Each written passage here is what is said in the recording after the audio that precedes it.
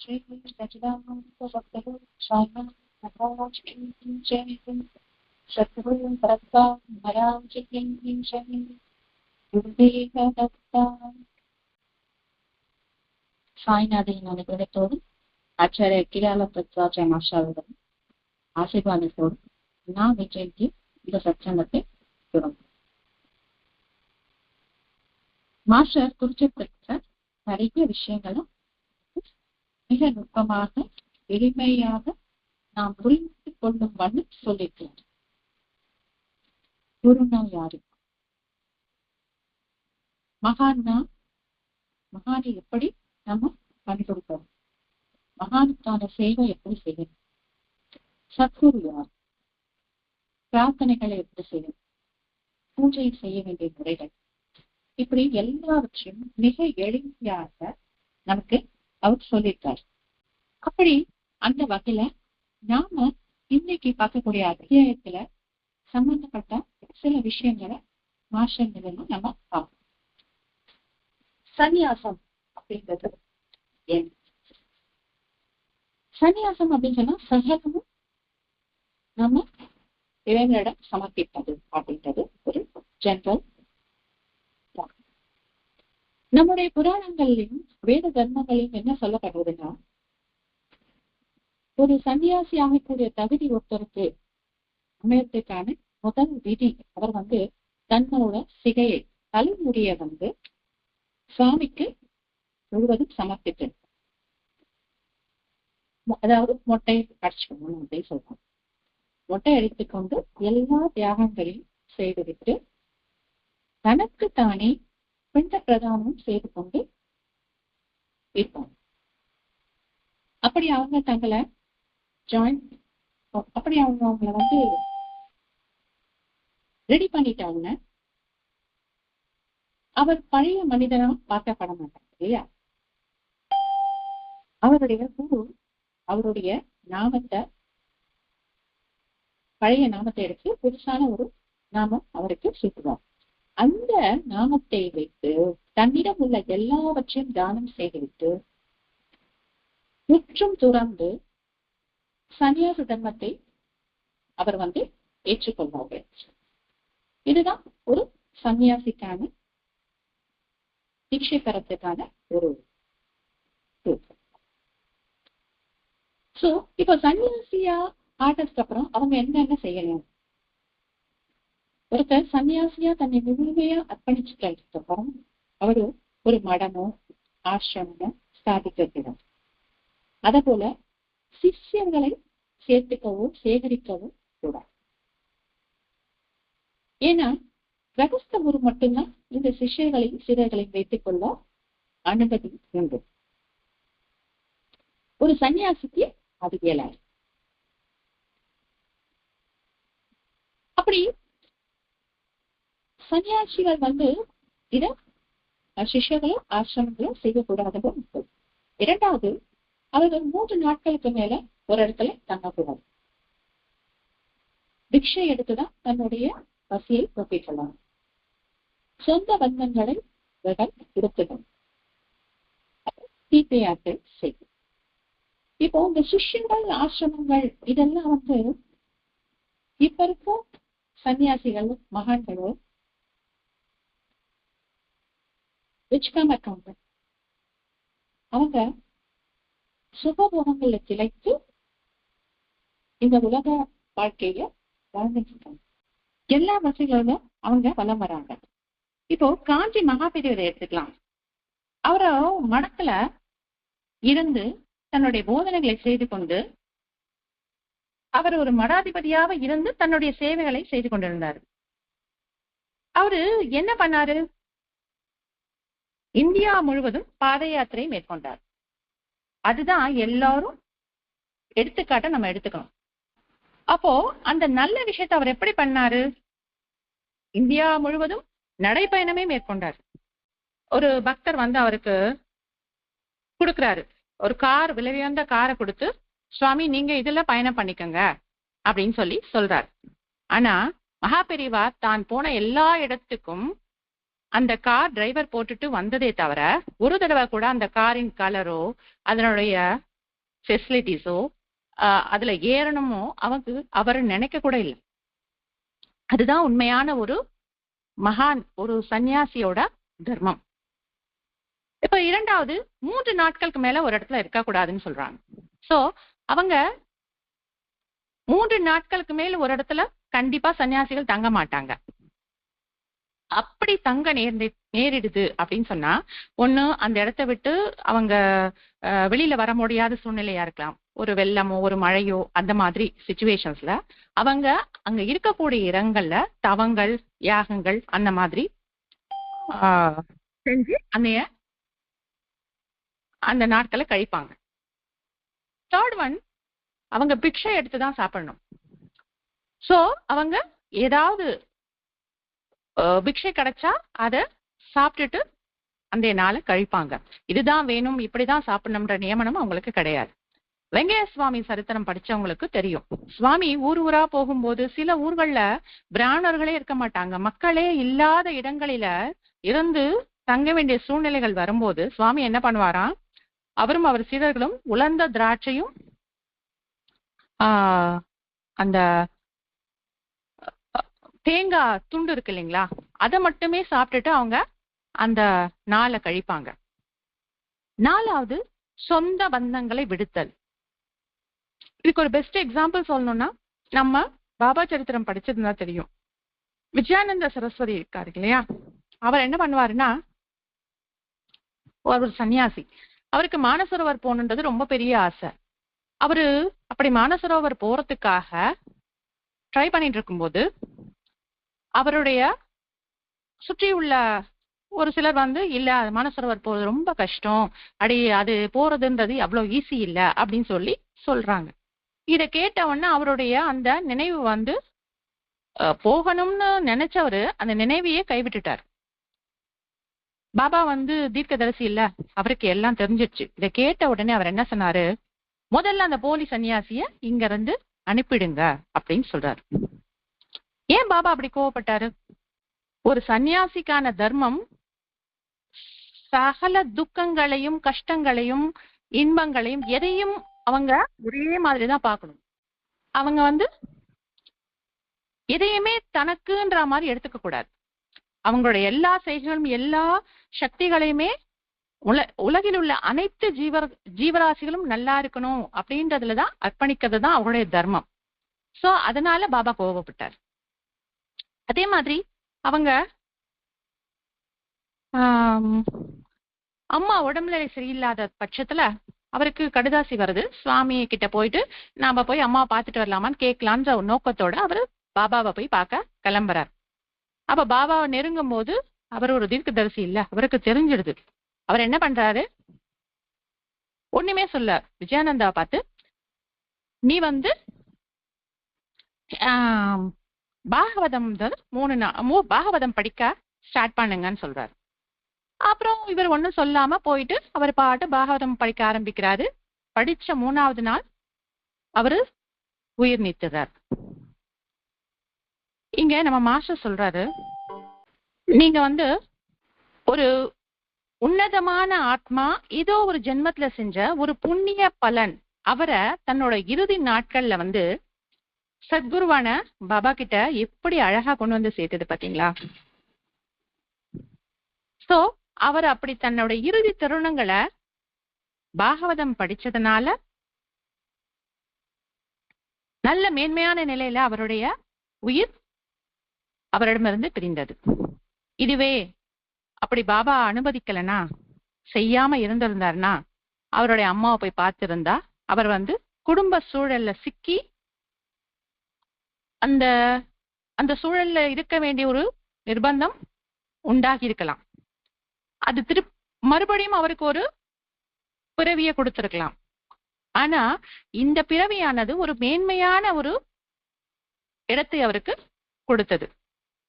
நம்முடைய புராணங்கள்ல சொல்ற மாதிரி ஒருவர் இறக்கும் தருவாயில எதுவா நினைச்சு எதை ரொம்ப ஃபீல் பண்ணி அவங்க தன்னோட உயிரை உயிர் பிரியும் நேரத்துல இருக்காங்களோ அதுவாக தான் அடுத்த பிறவிலும் தொடரும். அந்த ஹேபிட்ஸ், அந்த ஒரு விஷயங்கள் தான் ரொம்ப அவர்களை பின்பற்றுற மாதிரி இருக்கும்னு சொல்லுவாங்க. சோ இங்க பாபா என்ன பண்ணாரு, அவரை பாகவதம் படிக்க வச்சாரு. சோ அவரோட நினைவுல கண்டிப்பாக சுவாமியோட லீலைகள், அவருடைய உருவங்கள், அவருடைய நாமங்கள் இதுதான் இருந்திருக்கும். சோ அந்த ஆத்மா உன்னதமான நிலையை அடைஞ்சிருக்கும். இப்ப நமக்கெல்லாம் ஒரு கேள்வி வரலாம், சன்னியாசி அப்படின்னா ஒரு தாய் தந்தையை பார்க்க கூடாதா, அவங்களுக்கான எதையும் செய்யக்கூடாதா, சன்னியாசி வாங்கிட்டா இப்படிதான் இருக்கணுமா? சன்னியாச தர்மம்ன்றது அதுதான், முன்னாடியே நான் சொன்னேன். ஆனா ஆதிசங்கரர் மட்டும் அவங்க அம்மாவை பார்க்க வந்தாரே, அது எப்படி சாத்தியம் அப்படின்றவங்களுக்கு, ஆதிசங்கரர் எந்த பாவனையில வந்தாருன்றதை நம்ம கவனிக்கணும். அவரு பற்றற்று எல்லாரையும் ஒரே மாதிரியாக பார்க்கக்கூடிய பக்குவத்தோட வந்தார். அதனாலதான் பச்சை வாழை மரம் கூட பற்றி எரிந்தது. அந்த அளவுக்கு தபோ நிஷ்டியோ சக்தியோ இருந்தா கண்டிப்பா நாம செய்யலாம். சன்னியாசிகள் உலக நன்மைக்காக தான் தன்னை ஈடுபடுத்தி கொள்ளணும். அவருடைய எல்லா சக்திகளும், தவ சக்திகள் அனைத்தும் உலக நன்மைக்கு மட்டும்தான் பயன்படுத்தணும். கடைசியா தீர்த்த யாத்திரை. தீர்த்த யாத்திரை கண்டிப்பாக மேற்கொள்ளணும். ஒரு மகானோ சன்னியாசியோ கண்டிப்பாக தீர்த்த யாத்திரை மேற்கொள்ளணும். அந்த தீர்த்த யாத்திரையோட பலன் அவங்களுக்கு கிடையாது, நமக்காக அவங்க தீர்த்த யாத்திரை எடுத்துக்கிறாங்க. முதல்ல தீர்த்த யாத்திரைனா என்னன்னு பார்ப்போம். எந்த ஒரு விஷயத்தையும் நம்ம சாதாரணமா செஞ்சா அதற்கு பலன் குறைவுதான். அந்த விஷயத்தையும் நம்ம பக்தியோட சேர்ந்து செஞ்சா அது புனிதமாகும். இப்ப ஒரு யாத்திரை செய்யறோம்னா அதோட பக்தி கலந்து இருந்ததுன்னா அந்த யாத்திரை தீர்த்த யாத்திரையாக மாறும். நைவேத்தியம் எடுத்துக்கோங்க. நம்ம செய்யக்கூடிய சாதமானது பகவானுக்கு படைக்கும் போது பிரசாதமா மாறுது. அதே மாதிரி நாம குடிக்கும் தண்ணீர் சாதாரண ஒரு ஜலம், அது சுவாமிக்கு வைக்கும் போது தீர்த்தமா மாறுது. எதையுமே அந்த பகவானுக்கு படைக்கிறோம் செய்கிறோம் அப்படின்ற பாவனை வரும்போது அதனுடைய தன்மை மேம்படும். சரி, அப்போ தீர்த்த யாத்திரை செய்யறதுன்னா என்ன அப்படின்றது. தீர்த்த யாத்திரை இப்ப ரொம்ப ஒரு சாதாரண விஷயமா போயிடுச்சு. யாரை கேட்டாலும் நான் தீர்த்த யாத்திரைக்கு போறேன் அப்படிங்கிறாங்க. ஆனா அந்த தீர்த்த யாத்திரைனா என்ன, அந்த எந்த மாதிரி ஒரு பாவனையோட நம்ம தீர்த்த யாத்திரைக்கு போனோம் அப்படின்றத அவங்க தெரிஞ்சுக்கொள்ள. எல்லாரும் ஒரு இன்ப சுற்றுலா மாதிரியும் இல்லைன்னா நான் அங்க போயிட்டு வந்தேன் அப்படின்னு ஒரு எல்லாருக்கும் தெரியப்படுத்தணும் இல்லையா, பேசுற மாதிரி இருக்கணும் அந்த யாத்திரை அப்படின்ற மாதிரி மாத்திக்கிறாங்க. அப்படி கிடையாது தீர்த்த யாத்திரைன்றது. நாம மனமுருக பகவான நினைச்சிட்டு அவரோட நாமஸ்மரணைய செஞ்சுட்டு நம்ம சங்கல்பங்கள் வச்சுட்டு பிரார்த்தனை பண்ணிட்டு அப்படி அந்த தீர்த்த யாத்திரை ஸ்டார்ட் பண்ணி பதிகங்களை பாடிச்சுட்டு பகவானோட லீலைகளை கேட்டுட்டு இல்ல அவருடைய அந்த இடத்துல அவர் நிகழ்த்திய அற்புதங்களை மனசுல நினைச்சிட்டு பண்றதுதான் தீர்த்த யாத்திரை. இந்த காலகட்டத்துல அந்த மாதிரி யாத்திரை பண்ணக்கூடியவங்க ரொம்ப கம்மி, விரல் விட்டு எண்ணிடலாம். ஏன் அப்படி சொல்றேன்னா, அந்த காலங்கள்ல தீர்த்த யாத்திரை செய்யணும்னு சொன்னாங்கன்னா அவங்களுக்கு எந்த விதமான வசதி வாய்ப்புகள் கிடையாது. பண வசதியோ பொருள் உதவியோ அல்லது சாப்பாட்டுக்கு கூட சொல்றேன், அந்த மாதிரி எந்த வகையான வசதிகளும் அதிகமான படியா கிடைக்கல.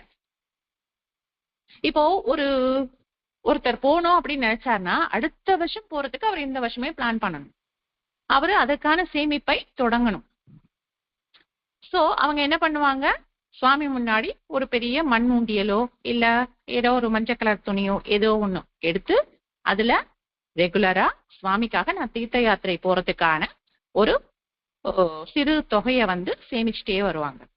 அப்படி அவங்க செய்யும் போது முதல் நாள் அந்த ஆத்மார்த்தமான அந்த பாவனை இருக்கு இல்லையா, நம்ம போகணும்னு நினைப்போம் இல்லையா, பைசா ஜாஸ்தியாகும், நமக்கு இவ்வளவு செலவு இருக்கு, அதெல்லாம் யோசிச்சா கூட அந்த போகணும்ன்ற எண்ணம், அந்த பாவனை, சுவாமியை நாங்க போய் பார்க்கணும், தரிசனம் பண்ணணும் அப்படின்ற எண்ணம் அவங்களுக்கு மேலோங்கி இருக்கும்போது டெய்லி ரெகுலரா அதை எழுந்த உடனே ஒரு ஒரு சிறிய தொகையை அவங்க அந்த உண்டியலை சேர்க்க ஆரம்பிப்பாங்க.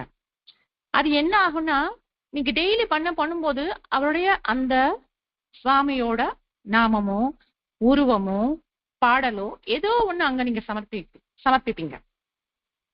அதே மாதிரி அந்த காலங்கள்ல சொற்பொழிவுகள், இந்த மாதிரி சத்சங்கங்கள், அப்புறம் கீர்த்தனைகள், இதெல்லாம் ஈவினிங்ஸ்ல பண்ணுவாங்க.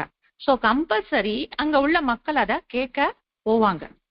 சோ ஒரு நாள் ஃபுல்லா பகவானுடைய நாமமோ பாடலோ லீலைகளோ அவருடைய அற்புதங்களோ ஏதோ ஒரு வகையில அவங்கள சார்ந்து கொண்டே இருக்கும். அந்த நினைவுகள் அவங்கள எந்த ஒரு தீய எண்ணங்களையும் மனதுக்குள் எடுத்து வர வைக்காது.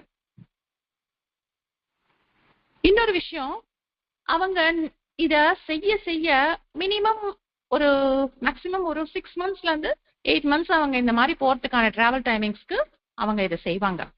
அந்த பட்சத்துல அவங்க மனசுல பகவான் கொஞ்சம் கொஞ்சமா குடியேறதுனால அவங்களுக்கு கோவங்களோ மற்றவங்களை தப்பான எண்ணங்களோட பாக்குறதோ இல்ல சண்டை சச்சரவுகள், ஒரு இடத்துல சாப்பாடு கிடைக்கலன்னா கூட அதை அட்ஜஸ்ட் பண்ணி அவங்க அந்த யாத்திரையை தொடங்கிறதுக்கான பாவனைய அவங்களுக்கு ஏற்படுத்தி கொடுக்கும். மழையோ வெயிலோ எந்த சிரமமும் பார்க்காம அவங்க அந்த யாத்திரையை கண்டினியூ பண்ணுவாங்க. இந்த மாதிரி எல்லா விஷயங்களும் பகவானை சேர்ந்த எல்லா விஷயங்களும் அவங்களுக்கு கிடைக்கும் போது அந்த யாத்திரை ரொம்ப அழகானதா, ஆன்மீகமா, ரொம்ப அற்புதமா கிடைக்கும். இந்த காலங்கள்ல நடந்து போகணும் அப்படின்றது கிடையாது. ஆனா இப்ப வாய்ப்புகள் வசதிகள் பெருகியதால எல்லாரும் ட்ரெயின், ஃபிளைட் அந்த மாதிரி ப்ரீ புக்கிங் பண்ணிடுறாங்க. டேட்டை அவங்களே செலக்ட் பண்ணிடுறாங்க. அந்த டேட்டுக்கு போய் சுவாமியை பார்த்துட்டு திரும்பி வந்துடுறாங்க. அவங்க பார்க்கணுன்ற எண்ணம், பார்க்கறாங்க, வராங்க, அதெல்லாமே நல்லது. ஆனா அந்த பாவனை எத்தனை பேர்கிட்ட இருக்கும்? அப்படி போற யாத்திரை பலனை நமக்கு இன்பத்தை கொடுக்குமா? கொடுக்காது. இப்போ நம்ம ஒரு இடத்துக்கு போறோம், அந்த சுவாமியோ அந்த லீலையோ கேட்டுட்டே போறோம்னா, இப்போ ஒரு சத்சங்கம், நம்ம இந்த சத்சங்கம் கேட்கிறோம். போன வாரம் கேட்ட அந்த சத்சங்கத்தோடைய எல்லா பிரதிபலிப்பும், அவங்க சொன்ன எல்லா அர்த்தங்களும், பாடங்களோ, நாமங்களோ, கதைகளோ நம்ம வாரம் ஃபுல்லா நம்ம காதுல ஒழிச்சுட்டே இருக்கும். நமக்கு அது கூட அதுக்கு ரிலேட்டடான ஏதாவது விஷயம் நடக்கும்போது நம்ம அதை பத்தி ரேட் பண்ணி பார்த்திப்போம். சோ அது கண்ணை 3 நாளே அப்படியே முன்னாடி நிற்கும். அந்த மாதிரி அந்த சேத்திரத்தை நம்ம பார்த்துட்டு வரும்போது, இந்த மாதிரி அனுபவபூர்வமா செய்யும் போது நமக்கு நம்ம வீட்டுல இருந்து பார்த்தா கூட அது அப்படியே நிஜமா நம்ம முன்னாடி நிற்கும். இதுதான் தீர்த்த யாத்திரை போறதுக்கான ஒரு நல்ல ஒரு பக்குவம். சோ அந்த காலத்துல அப்படி போனாங்க. இப்ப அப்படி போயிட்டு வரவங்க இத கொஞ்சம் இன்டிமேட் பண்ணிக்கணும். அந்த சுவாமியை பத்தின கிரந்தங்கள் படிக்கிறது, அவருடைய லீலைகளை கேட்டு தெரிஞ்சுக்கிறது, மகான்கள் எந்த இடத்துல அந்த அந்த ஒரு கஷேத்திரத்துல எந்த இடத்துல அவர் கால் பதிச்சு நின்னாரு, எந்த இடத்துல சுவாமியை பார்த்தாரு, எந்த இடத்துல அவர் சேவிச்சாரு, எந்த இடத்துல பதிகம் பாடினாரு, இந்த மாதிரி எல்லாமே நம்ம தெரிஞ்சுட்டு போனோமா அது ரொம்ப நல்ல ஒரு பயணமா நமக்கு யாத்திரையா அமையும். சோ இப்போ தீர்த்த யாத்திரை அப்படின்றத நம்ம பார்க்கும்போது கண்டிப்பா அந்த ஸ்தலங்கள்ல நிறைய மகான்கள் போயிருப்பாங்க. மகான்கள் போனது மட்டும் இல்ல, அந்த இடங்கள்ல கண்டிப்பா புண்ணிய தீர்த்தங்கள் இருக்கும். புண்ணிய நதிகளோ தீர்த்தங்களோ ஆறுகள், அந்த மாதிரி குளம் ஏதாவது இருக்கும். சோ அந்த இடங்கள்ல மகான்கள் சென்று தங்கள் பாதத்தை நினைச்சிட்டு நினைச்சிட்டோ இல்ல குளிச்சுட்டோ அவங்க தங்களுடைய வேலைகளை செய்ய ஆரம்பிச்சிருப்பாங்க. அப்படிப்பட்ட இடங்கள்ல நம்ம போய் நம்ம கால்படும் போதோ நம்ம தண்ணிய எடுக்கும் போதோ நம்மளுக்கு அந்த பாவனை வரணும். இங்க அக்கல்கோட் மகாராஜ் வந்திருக்காரு, அவருடைய பாதம் பட்டது இந்த புண்ணிய தீர்த்தம். அப்போ அத கங்காவா பாவிக்கும், யமுனாவா பாவிக்கும். அந்த தீர்த்தங்களா நினைச்சு நம்ம அதை எடுத்துட்டோம்னா அந்த யாத்திரைக்கான முழு பலனையும் நம்ம அனுபவிக்கணும். நம்ம அந்த பாவனை வரணும். அப்போதான் நம்ம புனிதமாக்கப்படுவோம். ஜெனரலா இந்த நதிகள்ல ஏன் மகான்கள் கால் நினைக்கிறது, தன்னுடைய பாதங்களை நனைய விடுறது, நடக்கிறது அந்த மாதிரி அப்படின்னா, அந்த புண்ணிய நதிகள் பிறக்கும் இடம் ஓரிடம். அந்த இடத்துல ரொம்ப அழகா வளைஞ்சு ஆக்ரோஷமா ரொம்ப சந்தோஷமா வரும். இந்த மனிதர்களோட பாவங்கள் போக்குறதுக்கான நதிகளில குடிச்சா பாவம் போக்குன்னு சொல்றாங்க. அப்படி அந்த மக்கள் ஸ்நானம் பண்ணி அந்த பாவமானது அந்த நதியில கலந்துரும். அந்த நதி மாசுபட்டு போயிடுவான். அது தன்னுடைய இயல்புத்தன்மையை இழந்து இந்த சுமையை தாங்கிட்டு இருக்கும். அப்ப யாராவது ஒரு மகான் அவருடைய பாதம் இங்க பட்டுச்சுன்னா அந்த பாவங்கள் எல்லாம் நொடி பொழுது மறையுமா. அதுக்காக அந்த நதிகள் எல்லாம் காத்து கிடக்குமா. அதனால மகான்கள் தீர்த்த யாத்திரை பண்றது இதுவும் ஒரு காரணம். அவங்களுடைய பாதங்கள் பட்டவுடனே அந்த நதிகள் புனிதமாகின்றன. இதுக்கு ஒரு எக்ஸாம்பிள்னா, ராமர் பாதம் பட்டவன அகலிகை உயிரோட வந்தாங்க இல்லையா, அந்த மாதிரி. சோ அந்த தண்ணிய நம்ம கஷேத்திரங்கள்ல இருக்க அந்த தண்ணிய நம்ம அந்த பாவனையோட எடுத்துட்டு நம்ம ஸ்பரிச்சோம்னா நமக்கு தீர்த்த யாத்திரை போன முழு பலனும் கிடைக்கும். அதே மாதிரி அந்த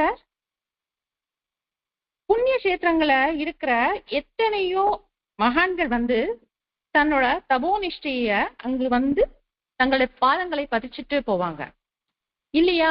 அந்த ஊர்கள்ல இருக்கக்கூடிய ஏதாவது ஒரு நல்ல விஷயங்கள் நடக்காம அங்க சுவாமி இருந்தும் அதனுடைய வெளிப்பாடு தெரியாம இருக்குது அப்படின்னு சொன்னாங்கன்னா, அந்த இடத்துல அவங்க தங்களுடைய தபோ சக்தினால தன்னுடைய நிறுவுவாங்க, தன்னுடைய தபோனிஷ்டியை அங்க நிறுவுவாங்க. இப்போ ஃபார் எக்ஸாம்பிள் காமாட்சி அம்மன் கோயிலே முதல்ல அந்த அம்பாளை பலி கொடுத்து அந்த அம்மாவுடைய தன்மை மாறி ஆக்ரோஷமா ஆயிட்டாங்களாம். அப்படி இருக்க பட்சத்துல சங்கராச்சாரியார் என்ன பண்ணாரா, அங்க ஸ்ரீசக்கரம் மேவி அந்த அந்த அந்த வைப்ரேஷன்ஸ எடுத்தாராம். அதுக்கப்புறமா அந்த அம்மா பிரகாசமாகி எல்லாருக்கும் அருள் கொடுக்கும் தெய்வமா மாறினாங்களாம். அந்த மாதிரி செய்யக்கூடியவர்கள் மகான்கள். சோ அப்போ அந்த இடத்துக்கு போகும்போது நமக்கு சாந்தம் எல்லாமே கிடைக்கும். நான் இந்த கோயிலுக்கு போறேன், எனக்கு ரொம்ப அமைதி நிலவுது, நான் சந்தோஷமா இருக்கேன் அப்படின்னு சொல்றதுக்கு காரணம் அந்த மகான்களின் தபோனிஷ்டியை அங்க நிறுவனதுதான். அவர்களின் புனித பாதங்கள் பட்ட இடங்களை நாமும் தரிசனத்தினால அந்த வாய்ப்பு கிடைச்சிருக்கு இல்லையா, அந்த அப்படி நினைச்ச அந்த பயணத்தை நம்ம தொடர்ந்தோம்னா அது தீர்த்த யாத்திரையா மாறும்.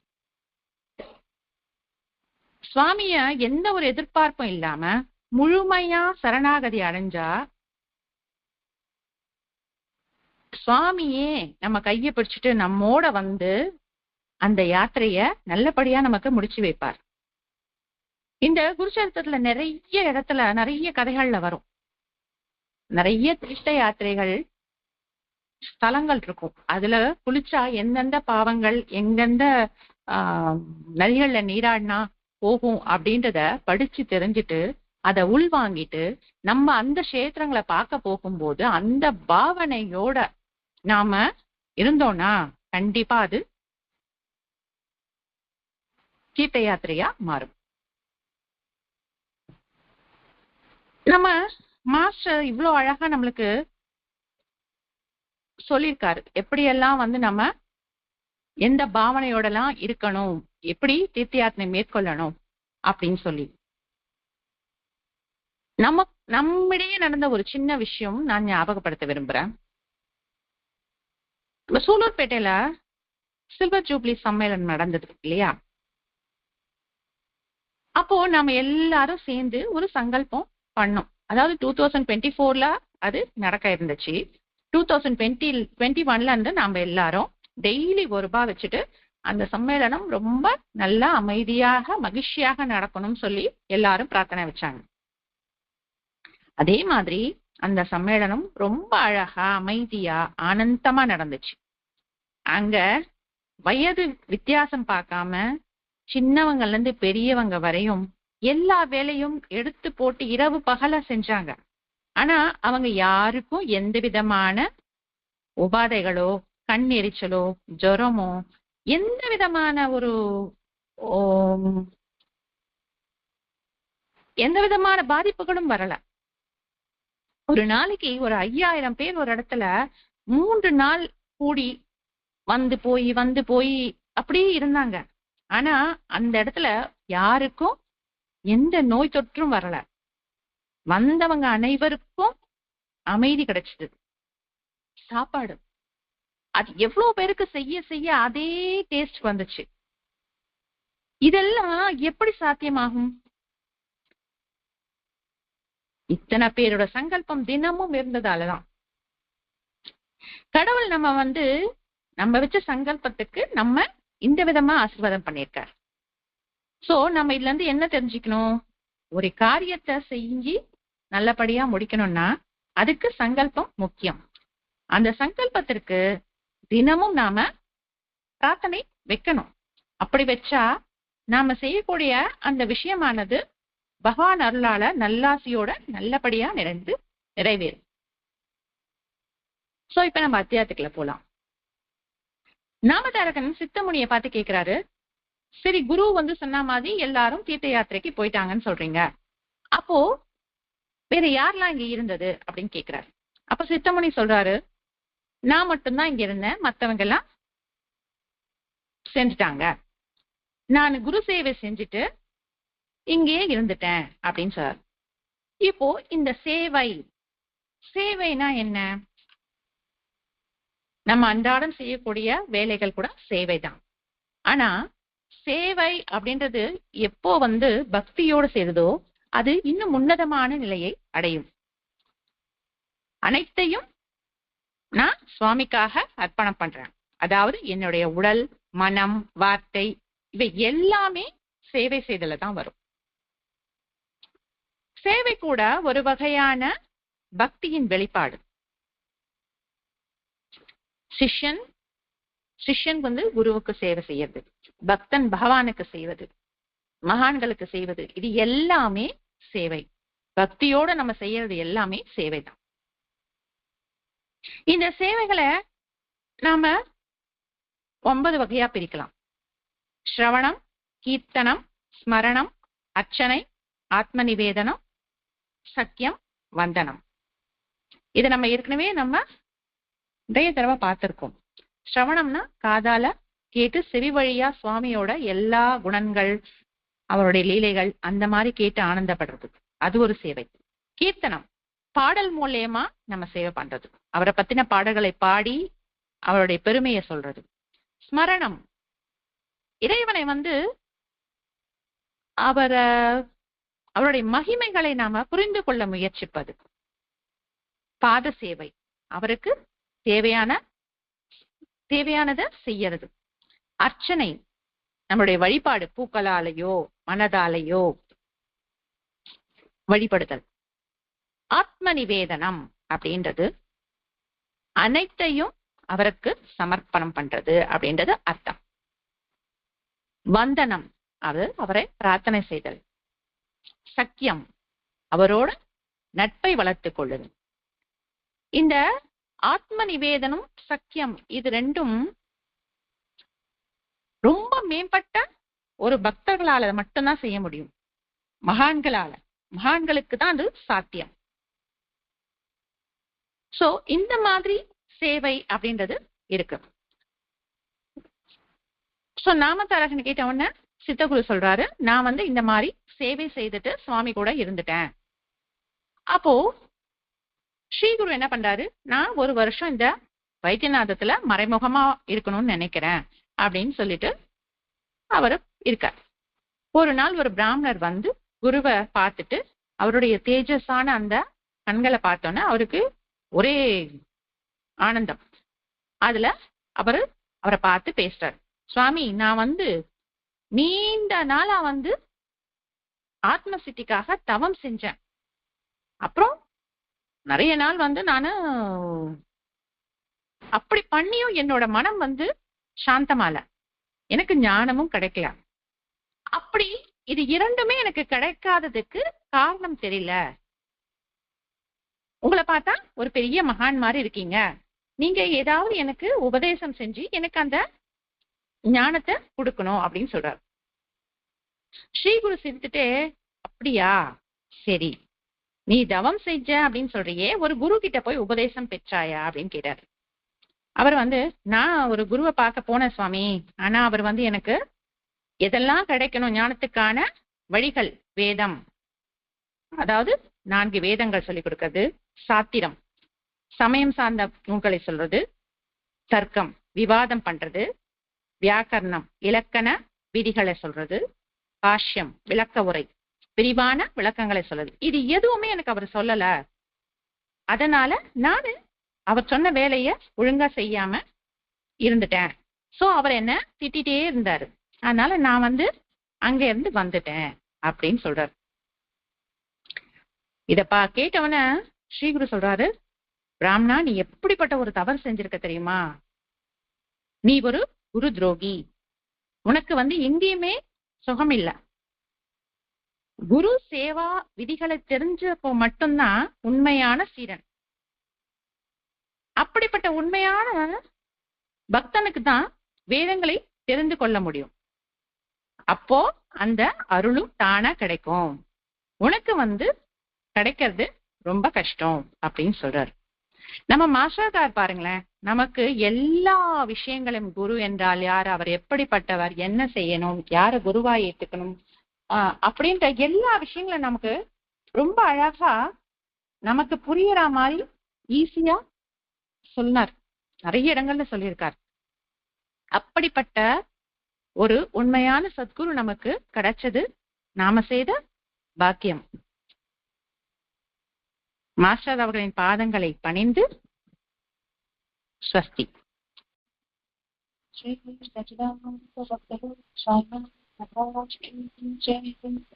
சத்குரு